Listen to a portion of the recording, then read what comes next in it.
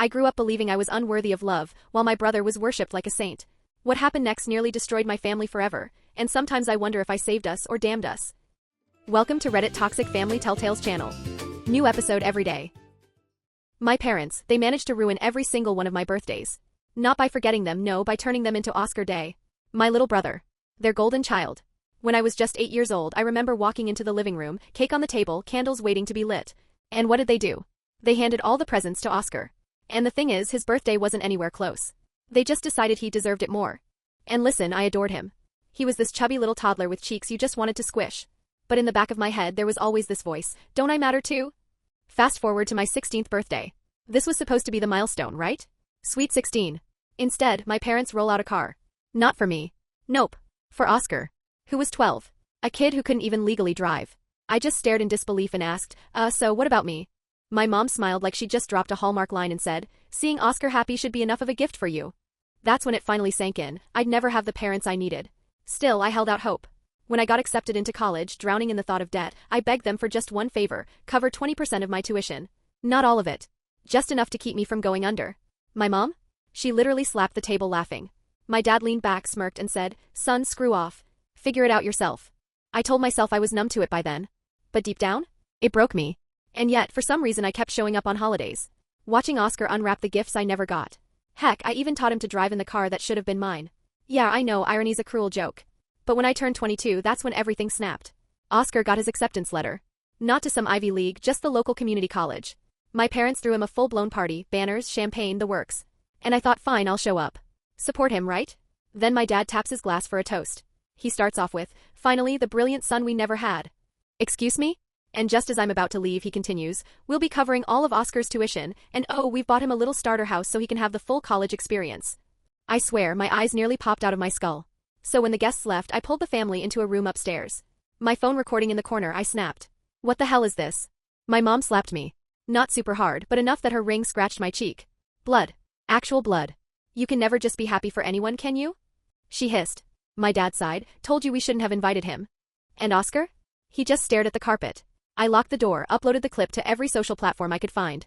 When no one noticed, I tagged my entire family on Instagram. Petty? Maybe. But it worked. 2 hours later, I passed out drunk on the bathroom floor. At 3 a.m., I woke to pounding on the door. My parents were screaming, we hate you. Over and over like some twisted chant. I stayed quiet until they got tired. The next morning, the family group chat blew up. Half saying I deserved the slap, half calling me a disgrace. It was like scrolling through a TikTok comment section on one of those alpha male podcast clips. Brutal. Finally, everyone agreed, family meeting. We all sat down at Oscar's favorite restaurant, my parents, Oscar, both sets of grandparents, aunts. At first, small talk. Weather, traffic. Within minutes? Boom. Straight into my parents' parenting choices. I stayed quiet, letting my grandparents, especially my dad's parents, fight for me. Hours of back and forth until finally my parents caved. My mom muttered a robotic, sorry. I should have been better. My dad added, I agree with your mom, with all the enthusiasm of a broken toaster. It was so fake even my grandparents rolled their eyes. They leaned over to me later and said, you can stay with us instead of them for the holidays. I nearly cried. But then came the bombshell. We're still cutting your parents out of the will, they whispered. We just wanted you to get the apology first. For the first time in forever, I laughed. A real laugh. I thought maybe, just maybe, the nightmare was over. I was wrong. The next morning, I was flying down the highway with my grandma in the passenger seat, rushing her to the ER. Someone had spiked her food with laxatives the night before. If we'd waited even a few more hours, she wouldn't have survived. And deep down, I knew who it was. Oscar. At the hospital, I couldn't stop shaking. The doctors rushed her to intensive care, and I just paced, over and over, replaying everything in my mind. The dinner. The way Oscar barely touched his plate. How he kept staring at Grandma's food. How he offered to refill her water, over and over. How he conveniently disappeared right as the food arrived. Then the doctor came out. She explained Grandma had been poisoned with an extreme dose of laxatives, enough to mess with her heart if we hadn't brought her in time. My grandfather arrived, still in pajamas, face pale, tears in his eyes. He hugged me so hard I could barely breathe. When he finally pulled back, the look on his face was something I'll never forget, pure rage. Tell me everything, he said. So I did. Every detail. When I finished, he didn't speak. Just stood up, pulled out his phone and made 3 calls. One to his lawyer. One to an old friend who happened to be a private investigator. And the last to the restaurant. Ordering them to lock down every second of security footage from that night.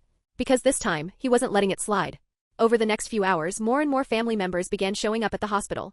My parents eventually arrived, dragging Oscar along, both of them putting on their best concerned faces. My mom even rushed toward me, voice quivering like she was auditioning for a soap opera. What happened? Is she okay? I just stared at her. The sting of her slap from days earlier still burned in my memory. I couldn't even answer. Meanwhile, Oscar lingered by the door, hands shoved deep in his pockets, eyes flicking to his phone every few seconds. He kept glancing toward the exit like he was planning an escape route. And when our eyes finally met, he darted his gaze away, pretending to chat casually with one of our aunts about school. The doctor eventually allowed us to see Grandma in shifts. When it was my turn, I walked into the room and froze. She looked so small lying there, tubes and IVs surrounding her. But when I sat down and took her hand, she squeezed mine. Weak but deliberate. She whispered that she remembered feeling off right after eating at the restaurant. The stomach cramps had started on the drive home, worsening until the pain was unbearable. She'd been too embarrassed to wake anyone until it was nearly too late. I stayed with her until visiting hours ended. Then I went back to my grandparents' house, expecting maybe some quiet. Instead, I found Grandpa at the kitchen table surrounded by papers and his laptop. His face was grim. "The investigator sent this over," he said, turning the screen toward me. The security footage was grainy, but there it was, Oscar standing up from the table, pretending to head to the bathroom. Except he never went inside. Instead, he slipped into the kitchen for about 30 seconds before casually strolling back to the table like nothing had happened. That wasn't all. The restaurant inventory showed a missing container of industrial-strength laxative powder, the exact type the hospital identified in Grandma's system. Used for grease traps, not people. We both knew what that meant. But proving it? That was another story. Oscar had covered his tracks just well enough that it was all circumstantial. Not airtight. The next morning, I decided I needed a different approach. No more yelling, no more direct accusations. This time I'd watch. I installed a hidden camera in the hallway outside Grandma's room, tucked inside a busted smoke detector. I started documenting everything. When Oscar showed up, the weird questions he asked, every offer he made to help with her medicine or meals. And sure enough, a pattern emerged. He'd show up randomly, usually when he thought no one was home. He'd linger near Grandma, asking when she'd be alone, how her recovery was going, offering to pick up prescriptions. It was all too precise. When I mentioned it to my parents, predictable. My mom laughed in my face, saying I was jealous Oscar was being such a caring grandson. My dad smirked and accused me of trying to poison the family against his golden child over some college money nonsense. But Grandpa saw it too. He wasn't fooled. He changed every lock in the house, installed a full-blown security system, even hired a nurse to stay with Grandma during the day. Someone who'd monitor every meal, every pill, every sip of water. That's when things escalated. Notes started showing up under Grandma's bedroom door. Handwritten threats in messy, disguised lettering. "You're going to die soon. Old people like you should just disappear." The handwriting was fake, but the timing wasn't. The notes only appeared on days Oscar visited. I collected each one, filing them with dates and times. Then her medications started vanishing. First just a pill or two. Then whole bottles. The nurse reported someone had been tampering with the cabinet, even with the new locks. And guess who was always conveniently around when things went missing? Yep. Oscar. Always eager to help search. I knew I needed undeniable proof. So I upgraded. Better resolution, night vision, hidden camera inside Grandma's bookshelf. And 3 nights later I caught him. Oscar, creeping into the house at 3 a.m. with a key he must have copied before we changed the locks. Straight to Grandma's room. Standing over her bed for minutes, just watching her breathe. Then pulling something from his pocket and mixing it into her water glass. My stomach dropped. I copied that footage instantly, laptop, external drive, cloud server. Triple backups. No way I was losing this evidence. When I showed it to my parents and the extended family, I thought I finally had him cornered. But Oscar was ready. He flipped the script like he'd rehearsed it. He claimed I had deep-faked the footage. Said I was jealous. Said I was obsessed with ruining him. He cried, actual tears, and accused me of being unstable, maybe even the real culprit behind Grandma's poisoning. And the worst part? Some of them believed him. My aunt pointed out how tech-savvy I was, how I'd already posted that video exposing my parents. Others said it was convenient that I'd been the one to find Grandma sick and rush her to the hospital. The family split in two. My parents and their loyalists sided with Oscar. My grandparents and a handful of others sided with me. Grandma, frail as she was, spoke up every time. She swore she'd woken up that night to Oscar standing by her bed. Swore she tasted something strange in her water. But her illness made it easy for people to dismiss her as confused. I realized confrontation wasn't going to work. So I shifted tactics. I went undercover. I apologized to Oscar privately. Told him I'd been paranoid, stressed, that I wanted to fix our relationship. He was cautious at first, but his ego? Oh, it loved the idea of me bowing down. Within weeks, he started letting his guard down. I visited his house. Played video games with him. Pretended to laugh at his stupid jokes. Bit my tongue every time he gave me that smug smile. And then one day, when he left me alone in his room, I found it. A locked box under his bed. Inside? Journals. Stacks of them. Detailed entries dating back to when he was 10. Notes about how to manipulate our parents, how to turn them against me, how to gaslight, how to research poisons. He even wrote about Grandma. How she'd become a threat, how she needed to be removed from the equation. My blood ran cold. I photographed every page, careful not to move a single thing. Uploaded the images to cloud storage, gave copies to Grandpa's lawyer, even sent them to a handwriting expert. No way was I losing this. When the analysis came back confirming it was Oscar's handwriting, we called a family meeting. Grandpa laid out everything, the threatening notes, the missing meds, the security footage, and finally, the journals. Printed pages passed around the room. Oscar panicked. He shouted that I'd planted everything, then switched his story mid-sentence, saying they were creative writing exercises. Then he accused me of forging the whole thing. His lies got sloppier by the second. My parents tried to defend him, but even they looked shaken. When Grandpa read out the entry where Oscar described manipulating them into buying him the car on my 16th birthday, my mom's face went white. Her hands trembled as she read her precious son bragging about how he'd convinced them that Oscar's happiness should be enough of a gift. Oscar lunged for the papers, but Grandpa held firm. That's when Oscar broke down, turning on the waterworks again, running to my mom like a scared little boy. The meeting exploded into shouting. Aunts arguing, cousins leaving. My parents stormed out with Oscar, my mom glaring at me with pure venom. That night, Grandpa and I stayed awake. At 2 a.m. I looked out the window and froze. Oscar's car. Parked down the street. Engine running. Just sitting there. We watched for an hour before he finally drove away. The next morning? Our mailbox was destroyed. Bent metal, baseball bat marks. The security camera caught Oscar at 3:47 a.m., swinging away. We filed a police report. But when we explained everything else, the officer just raised an eyebrow and said it sounded like a family dispute. They promised to have a word with him about the mailbox, but that was it. No arrests. No protection. And that's when it hit me, Oscar wasn't done. He was just getting started. The harassment didn't stop. It got worse. Dead flowers started showing up on our doorstep, like some sick calling card. Our car tires were slashed in the grocery store parking lot. Then someone even called in a fake welfare check on my grandparents, accusing us of elder abuse. Cops banging on the door, asking questions, all while Grandma was literally lying weak in bed. Every stunt was carefully planned, leaving no trace that pointed directly to Oscar. And of course, he always had an alibi. Provided by none other than my parents. He was home watching movies. He was studying. They said it with such conviction, you'd think Oscar was the poster child for sainthood. That's when Grandpa and I started taking shifts, one of us awake at all times. We upgraded locks, installed more cameras, even got a panic button straight to the police. But Oscar? He was clever. He knew exactly how far he could go without crossing that legal line. Then one day, Grandma's new heart medication disappeared. Not just a few pills. The entire bottle. The nurse swore she'd locked it away that morning. By the afternoon, gone. We tore the place apart looking for it. Nothing. Without those pills, another heart episode was a real possibility. The doctor rushed through an emergency prescription, but the pharmacy warned it'd take hours to fill. And guess who I saw parked outside that very pharmacy? Oscar. Sitting in his car. Watching. When he caught me staring, he actually smiled and waved before casually driving off. That's when it hit me. This wasn't about favoritism or even money anymore. This was about control. About punishing us for daring to stand up to him. And he wasn't slowing down, he was escalating. So Grandpa and I went outside the family. We hired another investigator. Catherine. Former cop, tough as nails, no nonsense. She listened without rolling her eyes, studied the mountain of evidence and nodded. Yeah, she said. This kid's dangerous. She got to work immediately. Within a week, she had footage of Oscar following Grandma's nurse home.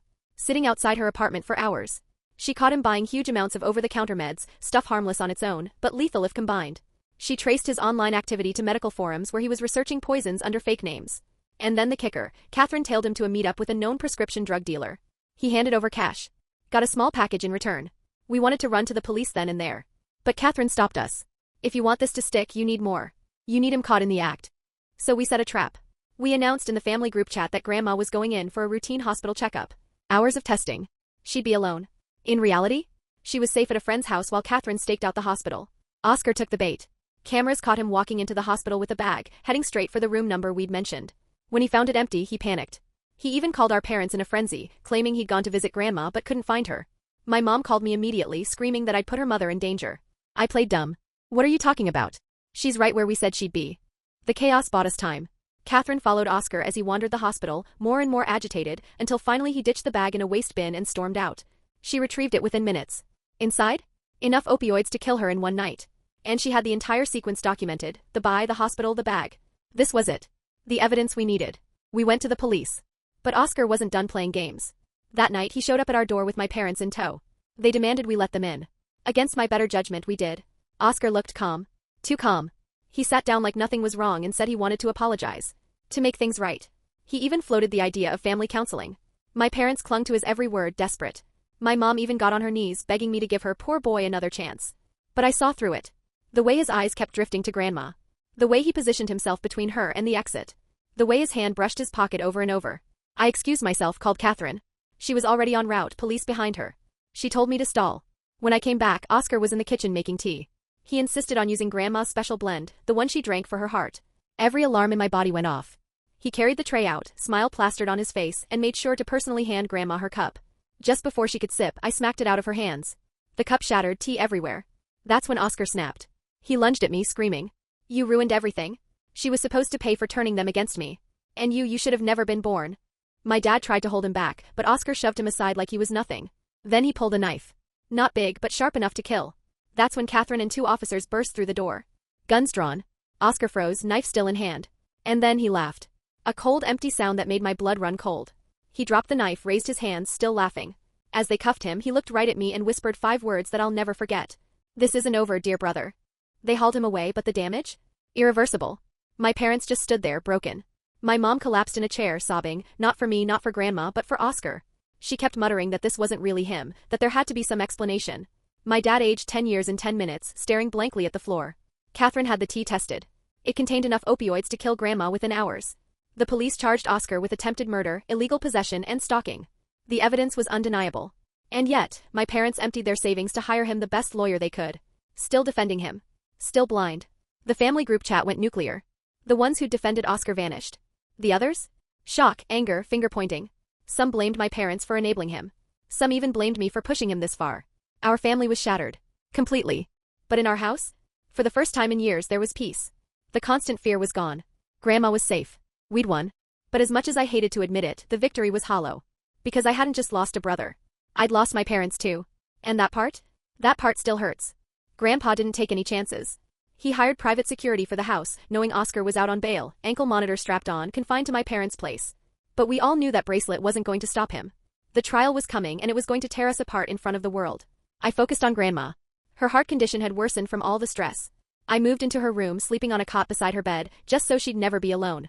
One night she squeezed my hand, her voice barely more than a whisper. I'm proud of you, she said. You saved me. Then she said something that knocked the wind out of me. She pitted Oscar. Not for what he'd done, but for what he'd become.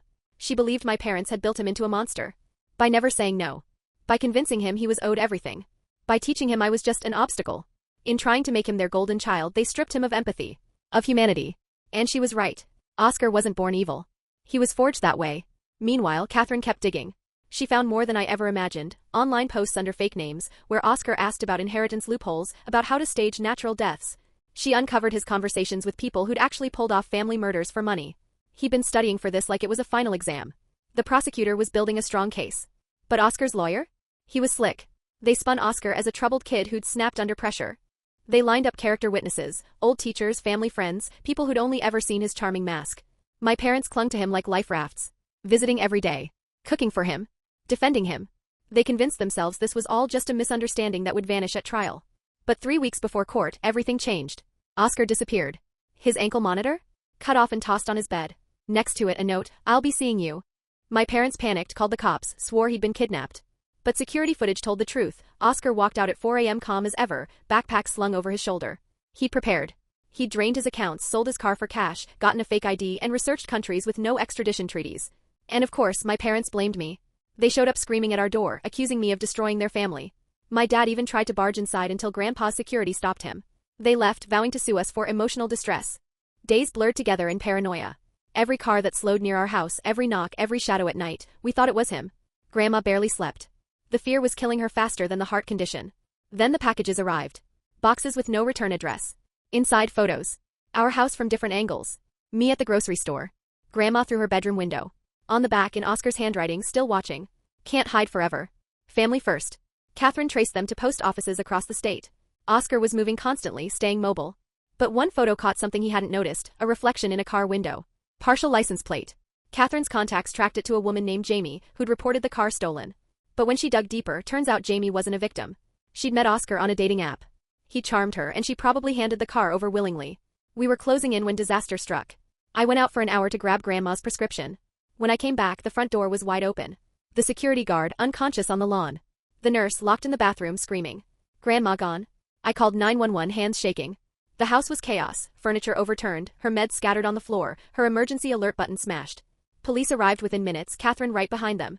They found chloroform on a rag in the garden. Tire tracks from another car. Oscar had help this time. Then my phone rang. Unknown number. I answered on speaker so the cops could hear. Oscar's voice was cold. Flat. The little boy act was gone. He said Grandma was safe for now. But that could change. He wanted the inheritance. All of it. And he wanted me to record a confession admitting I'd forged every piece of evidence against him. I had 24 hours. He hung up. Those 24 hours were hell. Police swarmed the house, FBI set up a command post in the living room. My parents stormed in too, still defending him, still insisting Oscar wouldn't really hurt anyone. Catherine worked her contacts non-stop. Her theory? Oscar had a partner. Someone experienced. Someone coaching him. The break came from the unlikeliest place. One of my aunts, one of Oscar's loudest defenders, called me sobbing. Oscar had phoned her too, demanding money, threatening Grandma. She'd recorded the call. In the background, a woman's voice. Hurry up. Catherine enhanced the audio. Ran it. The voice belonged to a known con artist, ironically also named Catherine, who specialized in scamming the elderly. She'd latched onto Oscar months earlier. She was the one coaching him, feeding him strategies. The FBI moved fast. They tracked her to a cabin 3 hours north, isolated and perfect for hiding someone. The raid was set for dawn. I wasn't allowed to go. So Grandpa and I just paced the floor, sleepless, waiting. The call came at 7:23 a.m. They'd found Grandma. Alive. Dehydrated, terrified, but alive. Oscar and Catherine had been arrested after a failed attempt to run. The cabin was stuffed with evidence, more journals, poisons, detailed plans targeting other family members. When I saw Grandma wheeled into the hospital, pale but smiling at me, I broke. Tears I didn't even know I'd been holding back came pouring out. She told me Oscar had ranted non-stop, about how unfair life was, how he deserved everything, how my very existence had stolen his birthright. Catherine had been whispering poison into his ear, grooming his entitlement into something lethal. The trial was moved up. Oscar tried one last trick, blaming Catherine, claiming he was her victim. But the evidence was overwhelming. The journals, the recordings, the surveillance, the testimonies. Even my parents couldn't deny it anymore. The day Oscar was sentenced, my mother approached me outside the courthouse. She looked 20 years older. She tried to apologize, but the words stuck in her throat. My father just stood behind her, slumped, defeated. And I wanted to forgive them. I really did. Part of me still longed for their love. But Grandma's words echoed in my head. They created this. They made him believe you were less than human. They raised their monster. Oscar got 25 years. Catherine got 30, thanks to her long history. As they led him away, Oscar looked at me one last time. No anger. No threats. Just emptiness. He'd lost everything trying to steal what was never his. The family did begin to heal, though heal might be too generous a word. It would never be the same. Some relatives eventually reached out, apologizing for not seeing the truth sooner. Others? They stayed away, too weighed down by guilt over how they'd enabled Oscar. The infamous family group chat finally disbanded. Holiday gatherings shrank, quieter, stripped of all the noise and pretense. My parents, they tried to mend things with me. They reached out, said the right words. But I kept them at a distance. They'd shown me who they really were, and I couldn't unsee it. Eventually, they moved to another state, hiding among strangers who didn't know their story. I heard through the grapevine that they started volunteering with troubled youth, maybe trying to rewrite their legacy, maybe trying to atone. Meanwhile, my life transformed. Grandpa and Granny did something incredible. They legally adopted me. At 23 years old, I suddenly belonged. For the first time, I had parents who chose me, who made me their priority. They turned the inheritance they'd once threatened to use as leverage into a trust fund for my future. I finished college debt-free. Landed a job I actually loved. Got into therapy, finally processing the wreckage of my childhood. Granny thrived too. With the stress gone, her health improved. She lived another 6 years, and when she passed peacefully at 91, it was with dignity, surrounded by love. At her funeral, I stood up and spoke about her strength, her wisdom, her ability to save me just as much as I'd saved her. Grandpa and I held each other as we said goodbye to the woman who had shown us both what family truly means. The house felt different after she was gone, quieter, emptier. But Grandpa and I kept each other company, 2 generations bound by trauma, yes, but also by unconditional love. He taught me his business, preparing me to take the reins one day. We never spoke of Oscar. But sometimes I'd catch Grandpa staring at old family photos, his expression a mirror of my own, sadness mixed with acceptance. Years passed. Then came the letter. It was from Oscar. Sent from prison. He said he was getting therapy. That he finally understood what he'd done. That he wasn't asking for forgiveness, just wanted me to know he was trying to change. I never wrote back. Some bridges, once burned, don't get rebuilt. Life kept moving. I met someone who understood my complicated history with family. We built our own traditions, created our own definition of love and loyalty. When we had kids, I swore one thing above all else: they would never question if they were equally cherished. The cycle ended with me. Sometimes I drive past my parents' old house, now just another stranger's home. I remember the boy I used to be, standing in that driveway, begging for love that never came. That boy deserved better. But he survived. And he found his real family. Grandpa's still with me, though he's slowing down now. Every Sunday we visit Granny's grave together, fresh flowers in hand, catching her up on the kids, the job, the normal life I've managed to build from the ashes. Oscar's up for parole in a few years. My lawyer says he'll likely be denied, given the severity of his crimes. Part of me hopes prison forced him to change, that he finally got the boundaries our parents never gave him. But just in case, I've invested in a very good security system. Because that's the thing about family trauma. It never really vanishes. You just learn to carry it. To build something better in spite of it. Every holiday, every birthday, every family milestone carries the ghost of what could have been. But I'm okay now. Truly okay. I have the family I chose. The life I created. The love I earned. And maybe that's the sweetest revenge of all. Not bitterness. Not rage. Just living well despite everything they tried to take from me. That old video I posted, the one that exposed my parents, still floats around online. Sometimes people message me, shocked, asking if it was real. I never answer. That chapter is closed, even if the ripples remain. Because survival isn't always a dramatic ending. Sometimes it's quieter. More defiant. Waking up every day and choosing to be better than what made you. Building love where there was neglect. Creating family where there was only blood. And realizing that sometimes, the greatest gift your parents can give you is teaching you exactly who not to become.